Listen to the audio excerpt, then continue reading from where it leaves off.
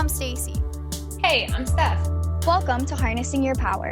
where we discuss everyday topics to break through the stigma and harness our power through self-mastery. Tune in every Tuesday to join us in conversation as we dig deep into our minds and get closer and closer to our highest self.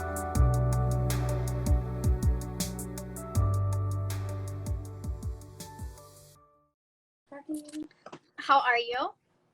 I'm doing fantastic. How are you? I'm in a different place today, and I'm striving to figure it out. But Hey, change of environment, right? We just talked about that last week. yeah. How are you? How are you feeling? I am good. Honestly, I'm gonna turn this light down a little bit.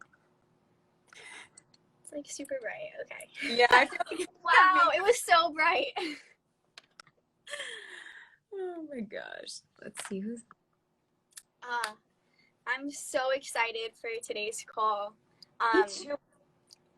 It's just so interesting. I feel like it's something that, money, it's something we think about a lot and we have a lot of opinions on. And I think it's something that a lot of people could have a lot to say about it. So I'm excited. I think it's interesting to see how the conversation can be twisted and mean the same thing. If that makes sense. Yeah. I want to pull up the questions on my Send it to a few more people. We can share this link, right? Let me see. Oh, yeah, I think we can. How do I do that?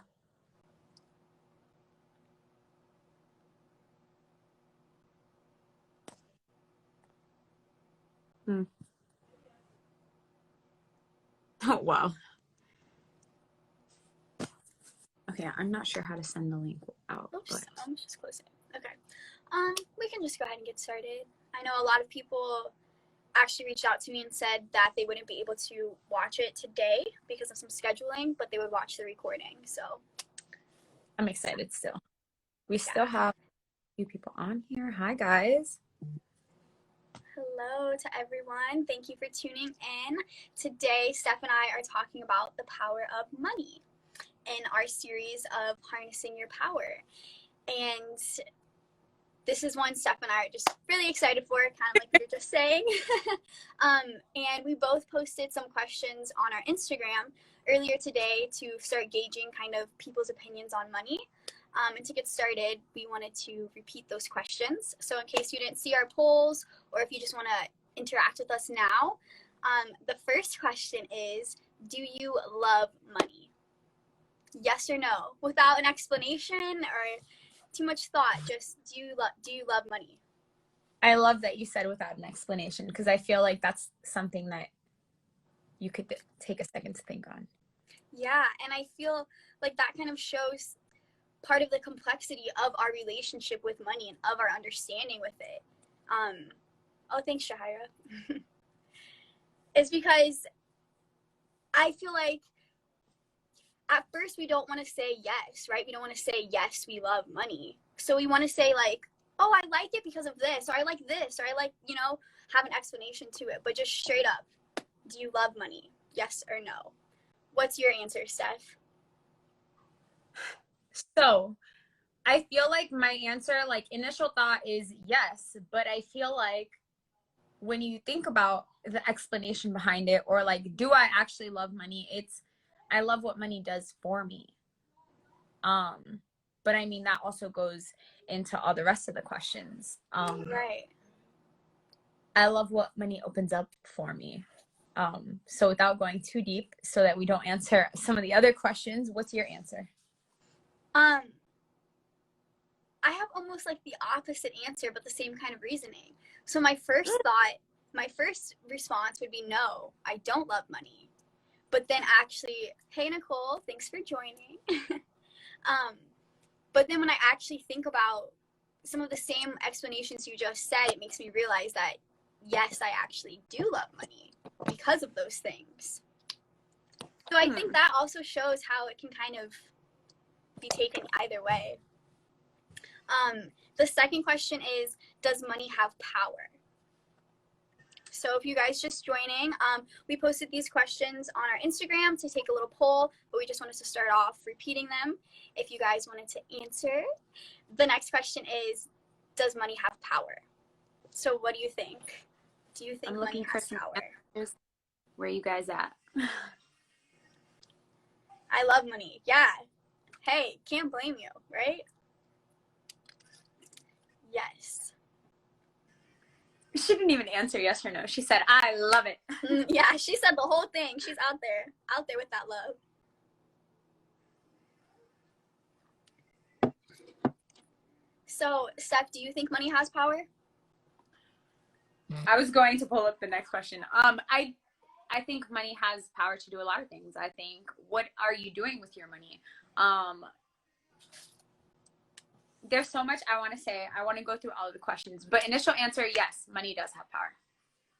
What do you think? I agree. And when I started to realize and accept the fact that money has power, it was when my kind of whole mindset around money changed. So yes, I do believe it has power. I really want to know how that shifted, but also want to get through the questions. Yes, I know. It's like, I'm going to come back to that. Money has power to influence. Exactly. And I really like what you said, Steph, about what are you doing with that power? So it has money to influence in what way? In any way. Depends who has the money, right?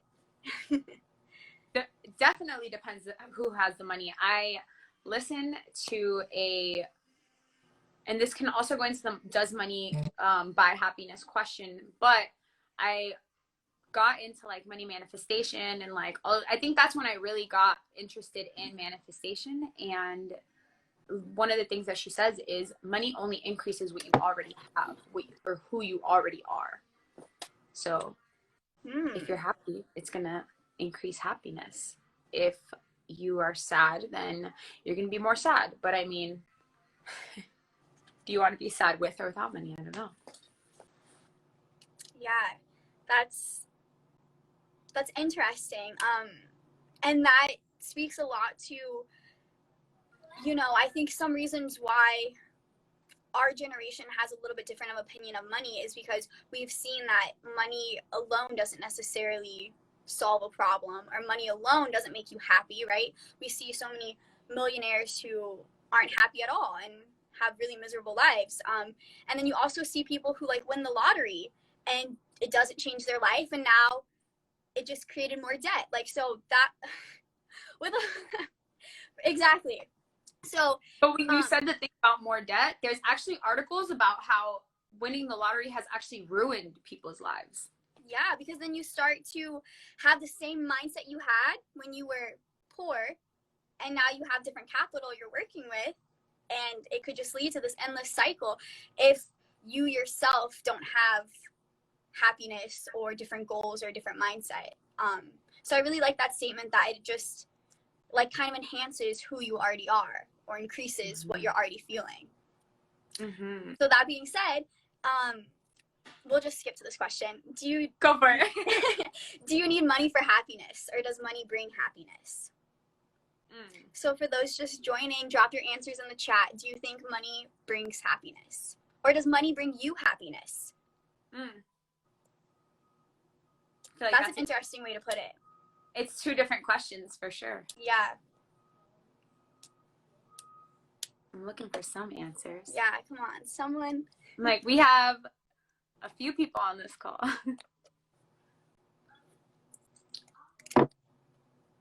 If we don't get any answers, I can just go ahead and answer what I think. And I'm glad that we refrained from talking about this beforehand, because the way we answered the questions differently but had the same reasoning, I find that really interesting, as long as you're using it for good. I think being able to pay my bills.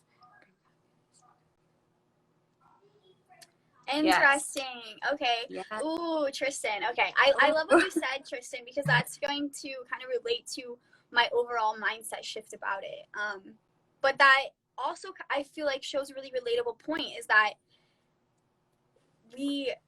because I have a nice car or be a millionaire would still be sad. Exactly. So we want to have money to have the things we need and the things we want. But for most people that I currently associate with, money isn't necessarily our main driving force. So it's kind of like that balance. I feel that.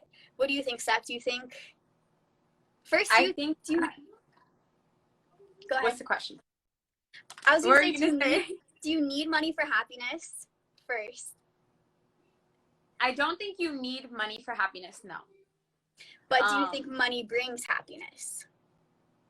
I think money brings solutions to things that bring stress or sadness or things along those lines. Obviously, you can still have money and be sad. But a lot of the things that we say no to, think about the last few times that you said no to something and think about whether it was because of money or not. You know, how many more places could you have traveled to by now? How many people could you have helped if you had more money? How much, you know, when we think about mental health, if you have money, do you have the money to go address mental health things to make you happier? So I think it's a sticky line, because you can also not have money but have everything, like just have a really good mindset and be just as good. But I feel like it's interesting that so many people say money doesn't buy happiness, but why can't you have both? Right. Tristan said money causes some arguments, and it does. I mean, most of the memories of my parents arguing throughout my childhood was about money. It's something that it's a really overshadowing like thought that we have about making sure we have enough money to survive. So I feel like that's why when we go beyond that to see that money brings not just what we need to survive, but all these extra opportunities to enhance our life, and like you briefly mentioned, like help others and enhance the life of others around us, then you can see how in that way money can bring happiness. But not alone, right? It all kind of goes back to not just your mindset about it, but how you're using that money. Are you using that money to go partying and eat a bunch of horrible food and wake up the next day feeling like crap? Or are you using that money to start a business or go feed other people? Like, it depends at all those levels, because it's all just an energetic exchange. And this is what I can't wait to touch on, because that looking at it on an energetic level is what helped shift my mindset. Okay. But before we get there, the last question, is money the root of all evil? I'm gonna wait for some answers before I say anything.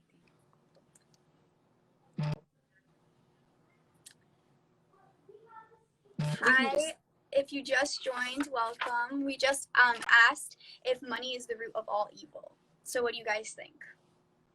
Yes or no?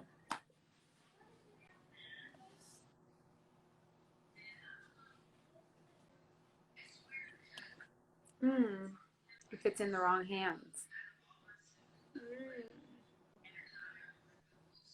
I agree. No, with extra O's. Can you still see me? You froze for a second. Yes, I can. You froze for a second, okay. But you're back. Okay, cool. For the yes.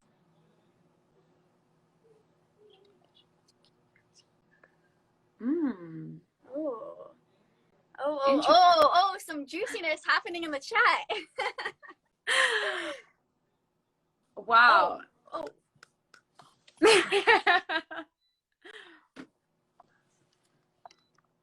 Wow, I like how this one got the most answers. Yeah. What do you think? So, I kind of think what Tristan said, you know, like if it's in the wrong hands, it can be, but the question is money the root of all evil? And I don't think it is. Money is a tool. Exactly. I was actually just informed before this call, I guess Lil Wayne, one of my favorite rappers of all time, best rapper of all time, don't care what you have to say, Lil Wayne actually said that not having money is the root of all evil. And I think that's an interesting way to put it, because when you think about that statement, like the root of all evil, where all evil starts from, the cause. So I think money can be evil if it's in an evil person's hands and it's being used for negative things, but that's not the root of the evilness. That money is just being used as a tool, like Ruby said, in whatever they're doing. So looking at like where all evilness comes from, it's interesting to think about it coming from not having money, because a lot of evilness comes from greed, which is related to not having money or the fear of not having enough money. So I think it's really interesting how you break it down to that thing, because I think, like Ruby said, it's like social conditioning to just blame it on money and blame it on the concept of money, when that's not the problem. Money is just the tool. What do you think, Steph? I think, so when you said the thing about not having money is the root of all evil, like think about how many things go through different minds when you're lacking money, or like how Ruby said, scarcity mindset.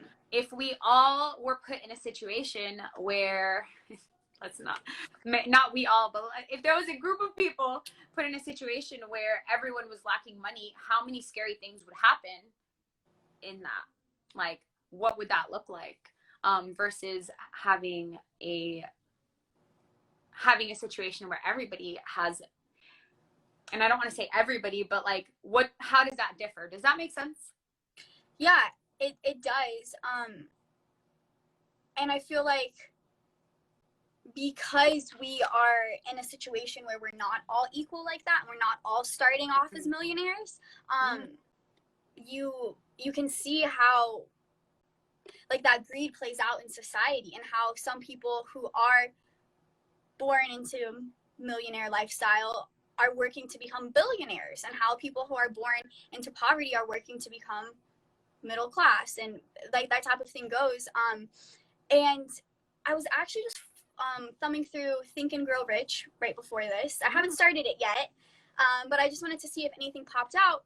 And the little section I read was talking about how some of the overall issues with our like fear of poverty and the societal conditioning keeping us in a certain mindset as a worker and as someone just providing to the rest of society, was the initial moments of greed, and was at the beginning of societies and civilizations. You saw civilizations have wars and rise and fall because this civilization that was booming still wanted everything else that this civilization had. And that comes down to even individuals in society, how even if we are someone with the shorter end of the stick, we want what that other person has, and oftentimes instead of wanting to go get it for ourselves, we want to take from them. And the same way goes the other way. The millionaires want to take from us because they don't want us to be millionaires too. And it's like that whole energetic battle, rather than everyone just seeing that we could all gain, we could all become millionaires. So it's like, man, money.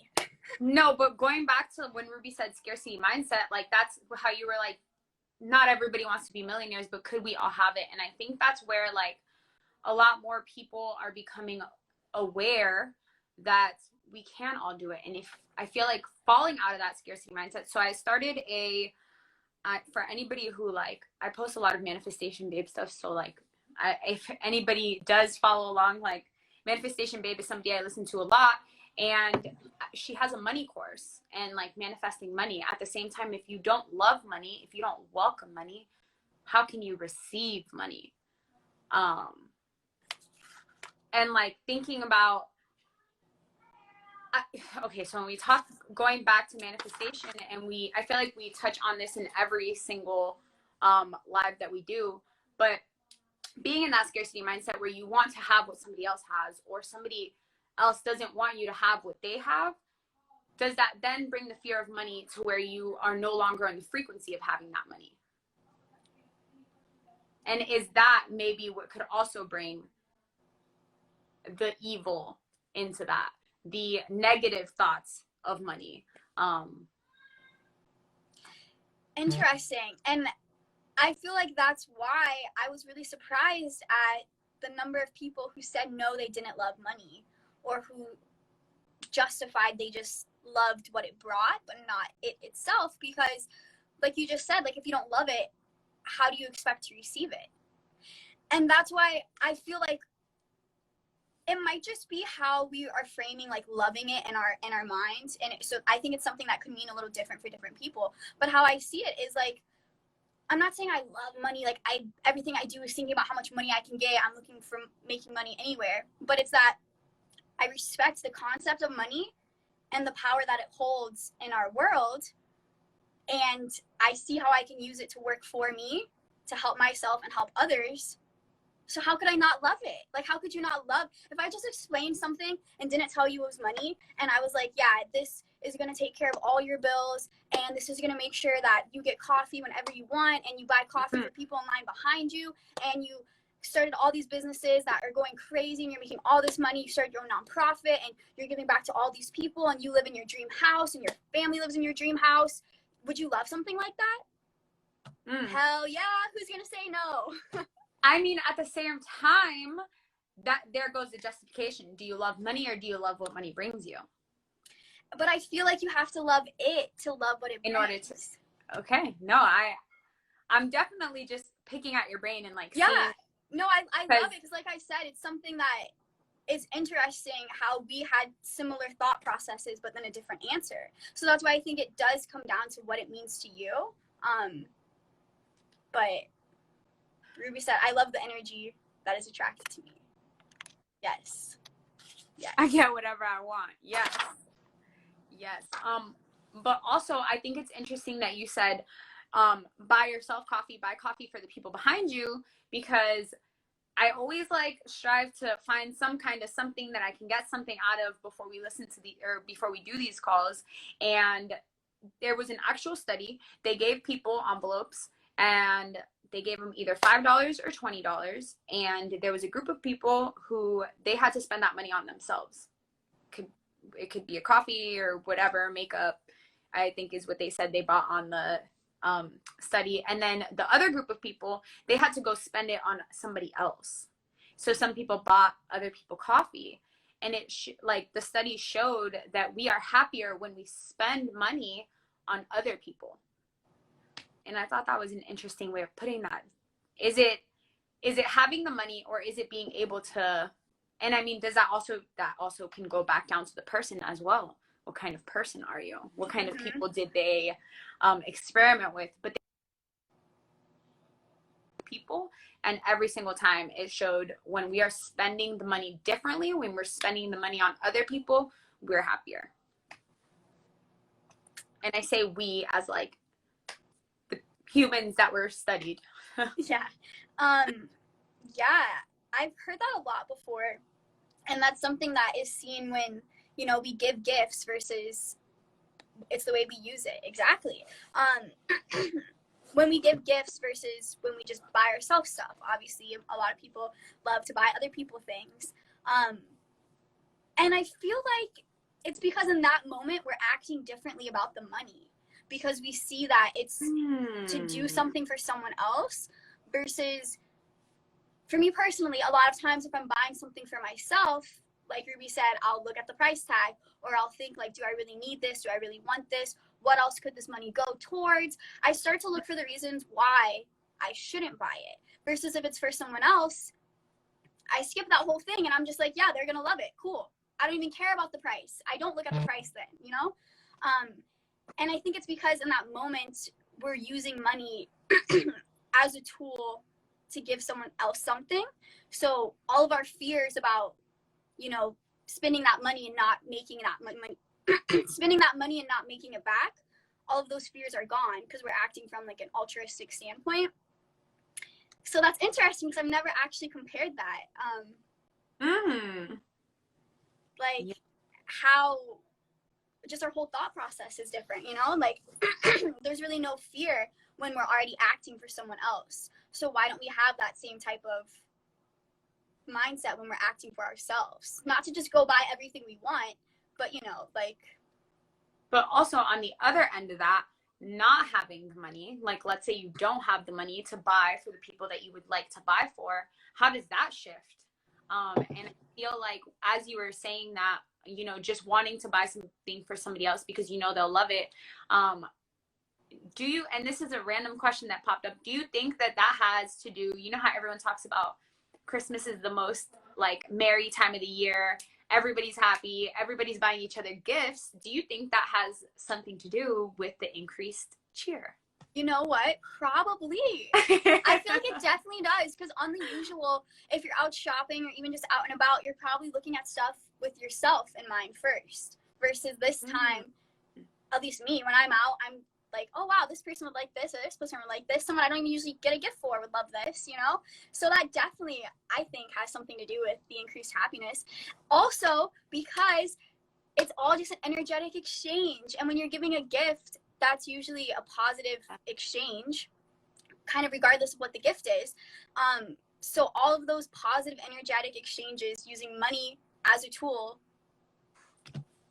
insane happiness. When you speak on energetic exchange, I literally think back to the power of intention. What is your intention behind gifting somebody, and how does that bring you a different emotion? Oh, yeah. Like, are you just... Go ahead. Are you just what? No, go ahead. Go ahead. No. I was gonna say, but also I lost it. I don't remember what I was gonna say. You go ahead. I don't remember what I was gonna say now. But just me watching this after packing all my coworkers' gifts. Yes, perfect. Perfect timing. Well, do you feel like you're feeling happier right now? I feel like is an appropriate question for right now. Ruby said you guys are so polite. While we wait, if she... No, you go. No, you go. Just for us both to like completely lose train of thought. Yeah, I'm really doing my best to think about what it was, because I know it was going to be good. We were talking about like, I don't know, it was something about the lack of money. I'm not sure.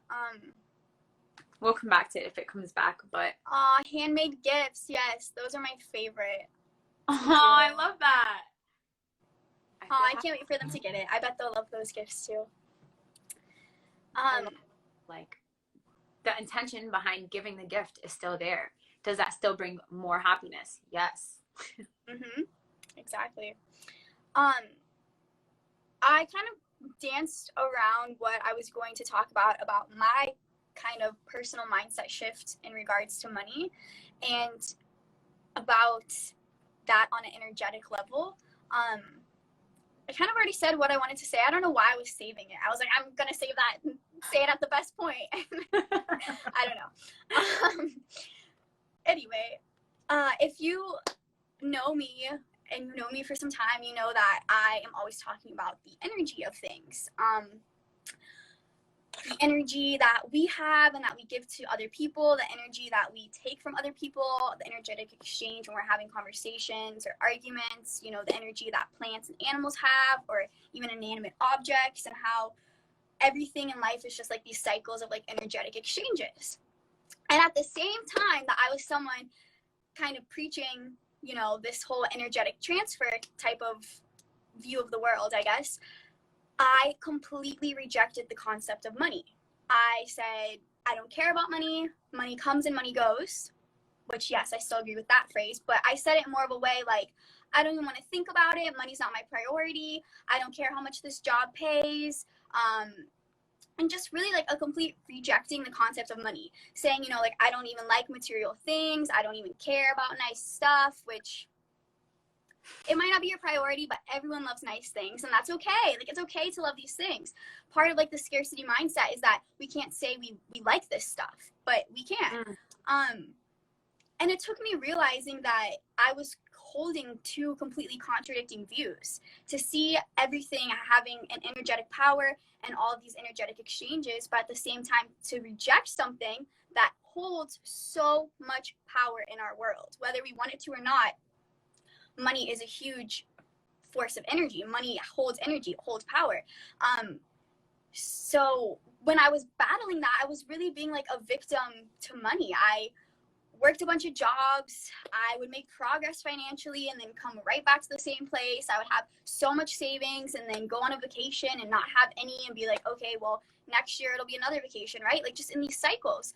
And then when I really started to like shift that power dynamic in my head and change my mindset and see money for the tool that it is, and see that, you know, I could say I don't like money all I want and just barely get by. Meanwhile, some people in this world are going to get super rich and do things I don't agree with. And I want to do stuff that goes against what they're doing. Yeah. And I want to make this change in this world. So how am I going to do that if I'm not at the same field they are? If I don't have the same energetic force of money that they have? And making that shift now is why I'm saying, like, yeah, I love money. I still have the same feeling about it. I still don't feel not attached to it, but I guess it's not my main driving force, right? Like, I'm not thinking all the time about just making money, but I see it as a tool needed for my goals. And now I can say I love it and I respect it, and money flows to me, and money is limitless. Yes. I love that you said it's not my main driving force, and that's why you love money. Because I feel like so many of us want to make changes. So many of us, you mentioned, there's going to be people out there who are going to do what you don't want with that money. So why can't it be in the hands of the right people? In the very beginning, we were talking about, you know, money isn't an evil thing if it's in the right hands. So why can't it be our hands? And I think it's so interesting that everybody knows the saying, money doesn't grow on trees. Everybody knows the saying, money is the root of all evil. And why is that so ingrained into all of our heads? Why is that, like, why do we all know that? And I feel like when I started listening to more money mindset things, and I was talking about that course, one of the first things, now that you're talking about I love money and money comes to me, it's thinking back to where are you blocking the money? So how it took you really seeing that you had contradicting beliefs. It's what brings you that contradicting belief, and how can we replace that belief, if that makes sense. And there was like a whole meditation that that you had to do, but you really go back and you start thinking about where in your life did your parents maybe say we were broke, or we don't have enough, or no, we can't have that, or don't even ask for anything at the store. And I vividly remember like my mom saying, oh, we're broke, and knowing we weren't broke. But what are you speaking? Yeah. It's ingrained in your mind when it comes to the energy of money. Yes. And it is that societal conditioning. And it's so interesting when we think about how we were conditioned into that our whole life. And a lot of my realizations these last few months have been from reading Rich Dad, Poor Dad, which I feel like I talk about to anyone I talk to these days, but it's because it really just opened my eyes into how I was raised. Like you said, like, to be honest, I grew up very privileged in an upper middle class home with like brand new furniture, like so many things that it didn't take until I became an adult to realize that, whoa, that's actually privilege. I thought this was just normal. But at the same time, still this poor person's mindset and this scarcity mindset and this lack of financial literacy, where the same type of thing. We only really ever bought clothes and like things for the house on sale. When we went out to eat, we always had to make sure we got something back then underneath like $10 when we were kids or whatever. And so many times my mom's saying like, oh yeah, we can't afford that, or no, not until next paycheck. And those different type of little things that even though I was actually living in such abundance, because of my parents' fear of security and fear of not having money and the way they viewed the world and passed that on to me, I had the same type of thing and the same type of like scarcity mindset. And my favorite thing, well, everything in Rich Dad Poor Dad is my favorite, but one line I like a lot is where he was explaining the two different mindsets. The poor dad was saying, oh, I can't afford that. And Rich Dad saying, how can I afford that? And that's such a powerful thing, because rather than right away just saying, you know, like, I can't afford that, it's like, oh, what can I do so I can afford that? Or just having more thoughts about it and realizing like, oh no, I don't need it. Something I am striving to do is buy coffee out less. But my whole thing is to be doing it not because of the money thing. So that is one piece, obviously, to like save the money of buying coffee in LA for like $8. But I mainly want to do it for the health reasons, to not have that added sugar and to be more sustainable and conscious and just use what I have at home. But it's so interesting because the easiest way to tell myself not to buy it is to save money. Why is it not my health? Someone who like prioritizes my health. Why is my first thought like, oh, to save money? Because that's how deep this conditioning goes, where even though we're aware of this, we're talking about it, it's still so deeply ingrained to be afraid, to be feeling insecure. That way, like Ruby said, we're just a worker stuck in this cycle till we die. Yes. Wow. I feel like I didn't expect you to say that. Why is it not my health? I feel like, first of all, we don't really prioritize I feel like I could get into a whole different conversation about that, but do we really prioritize ourselves, or do we prioritize what other people see? I think that's also why people say they don't love money, or would want to say they don't want money, because, oh, I don't like material things.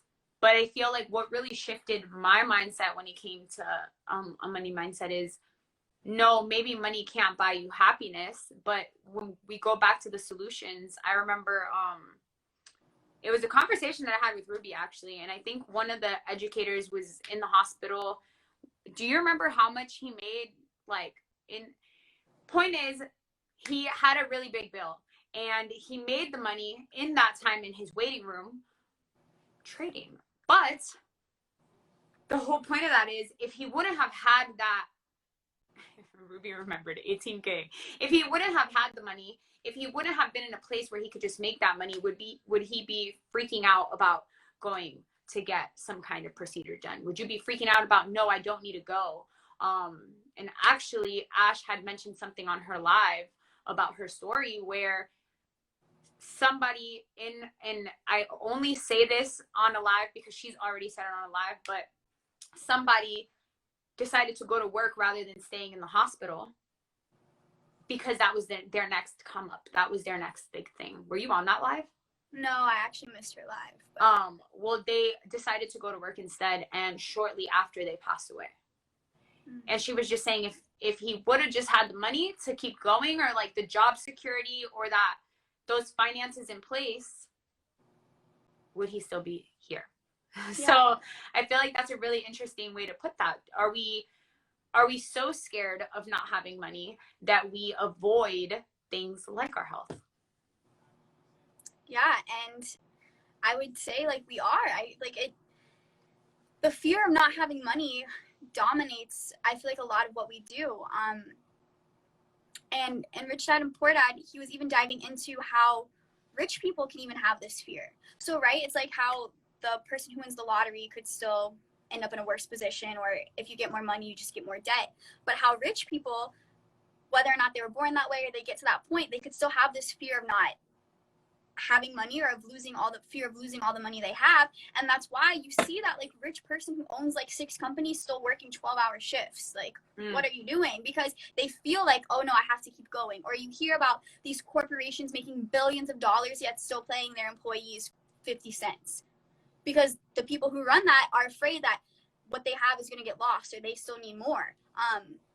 So it's interesting how that really takes precedence over so much in our life, and unfortunately at times even our health. But also, when you talked about the more you have, the more you want to work for, I think that also comes down to, are we adjusting? Like, we get to, and that's an argument that people use for money doesn't buy happiness, because we have more. Do we just adjust and want more? So at this, right. I think when I was listening to that same thing in the study, I was listening to two-sided things. And one of the things that was said was, if everybody right now, low class, middle class, and high class, got their income doubled, would anything change? The middle class is still going to have more than the low class. The high class is going to have still more. So does that change anything in your situation? Are we just adjusting every time? Yeah.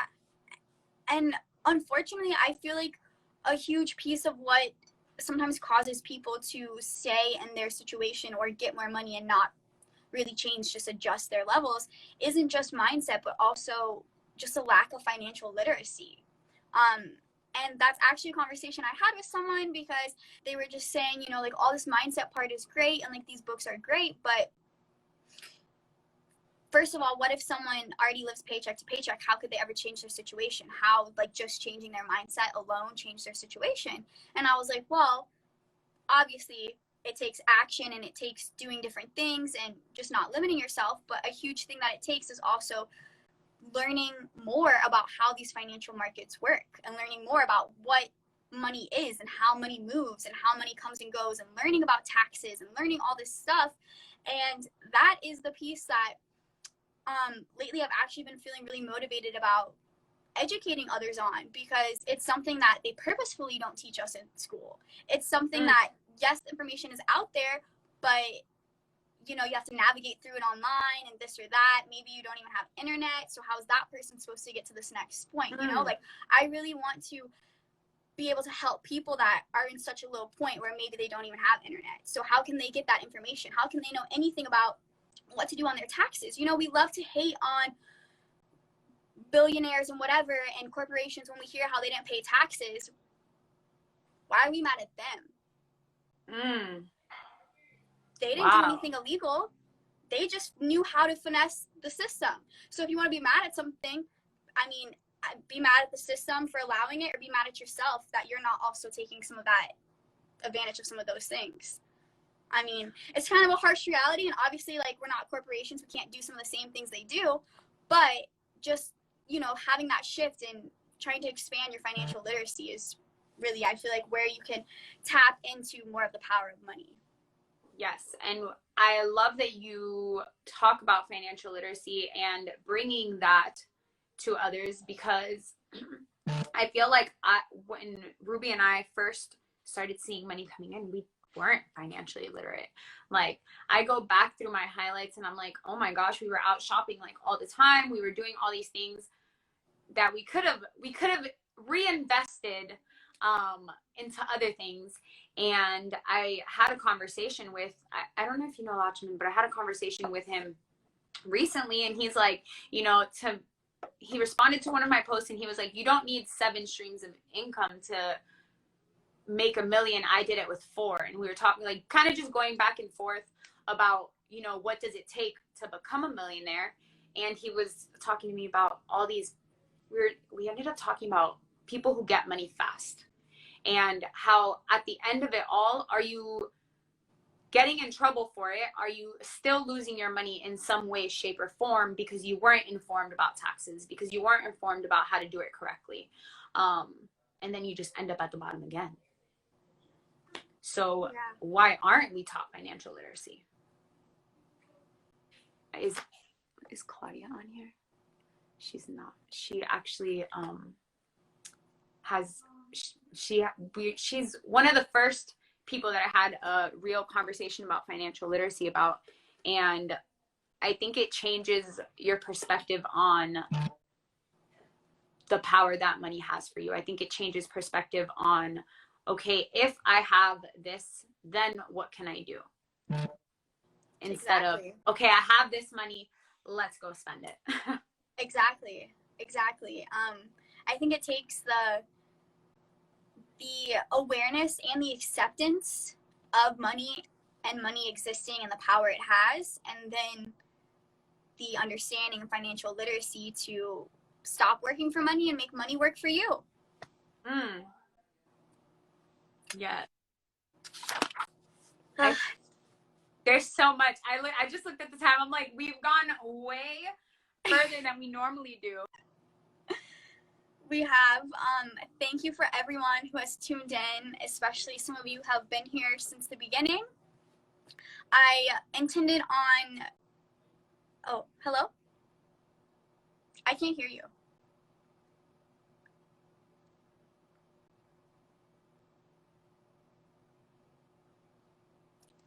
Can any of you all hear her?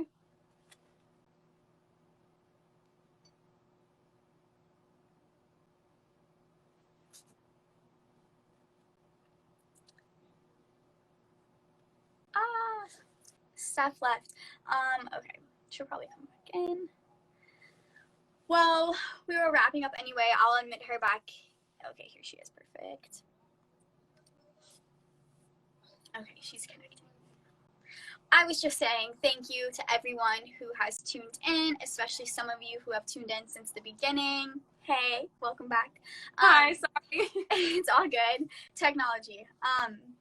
And thank you to those of you who watch our lives almost every week. You know who you are, and you're greatly appreciated. And if you're watching this recording, you are also greatly appreciated. And I did want to close it with some money mantras, manifestation phrases. I don't know if you have any good ones, Steph. So my favorite one is actually, I'm highly paid for being authentically me. Ooh. That is my favorite money mantra.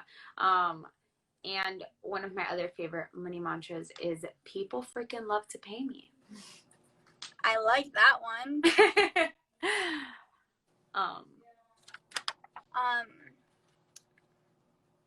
Some of my favorites, which are actually, I just came across this week. So I don't know if I said that, but this whole like money mindset shift that I've experienced has been in the last year, and more specifically in the last 6 months. So I don't know if that changes anyone's perception on what I said, but it is rather new, and that's why it was such an exciting thing for me to talk about. But 2 money mantras I love are money is an infinite resource and always flowing my way. I especially love that one because a real aspect that I had to let go of was that there was a limited amount of money, was that money doesn't grow on trees, right? It's infinite. You see them printing it all the time, and the rich get richer. It's infinite. It is infinitely out there, and it is flowing to me, it is flowing to you, it is flowing to all of us. And my last mantra is, I am a money magnet. Yes, I love I am a money magnet. I definitely wake up. So I've been slacking recently, but I have like a whole list of money mantras. And one of my other favorites is, it is safe for me to be a wildly wealthy woman. Because for some reason, do you like really think back to that? Have you always felt safe about having money, or do we have something that blocks that? So I love that. I love that one because that, yeah. Oh, keep talking forever. I know. And last one, like letting one of the, it was literally like, I printed it from something and it said $10,000 months come easily to me. I let it be easy. Letting it be easy. Do we let it be easy, or do we make it harder than it needs to be? That's it. I'm done on that one. Oof. Oof. Yeah, she's writing them down. All right, Catherine. Yes. I will. I'm going to be posting this on my Instagram as well. And I was going to pick one of them for the caption. Probably going to write them all up there because, wow. Yeah. And that last thing you said, and I let it be easy. Are you making it hard? Why are you making it hard? Yes. At what point? What is it? Maybe it's not the mindset. Yes, let it be easy. Maybe it's not the mindset. Maybe it is your literal physical situation of needing to work this certain job because you do need that paycheck right now. What can you start to do to change that or open more opportunities? Whatever it is, like whatever point it at, what's stopping you? What's not letting it be easy? Since you said the thing about this, your journey has been the past like year and 6 months. I just want to say, and I'm going to put it out there now so that it's on the recording, I think we should do a part 2 further down the line, and see how maybe either one of our ideas have shifted. Ooh, I love that. Yes, it's out there now, so holding ourselves accountable. Yes. Wow, and as always, this was a pleasure doing this with you, Steph. This week was not the most amazing week, but I woke up today super excited for this live. I love Thursdays. Thursdays are always my favorite days now. I look forward to next Thursday. And yeah, no, thank you for always being on here with me and bringing a breath of fresh energy and light. Aw, thank you. Yes. All right, talk soon. Thank you to everyone for watching. Bye. Bye, guys. Thank you.